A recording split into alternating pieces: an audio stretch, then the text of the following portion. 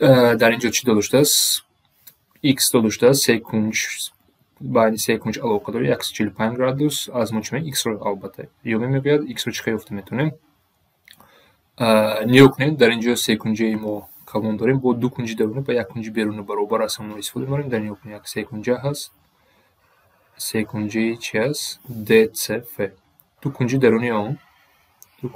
آن یعنی تیتا و بتا یک کنجی بیرونه یعنی به اینجا برابر است و از اینجا اکنون سیکونجه AF رو دیده ما چیکار میکنیم در این سیکونجه ما می‌بینیم که همه کنجی رو اگر من جمع کنم به 180 برابر است کنجی x جمع آلفا جمع تیتا جمع بتا باید برابر 180 باشد و از اینجا ما داده شده است بین علاقه اینها این به چی برابر می شود x جمع 145 برابر 180 و از اینجا x برابر می شود به 35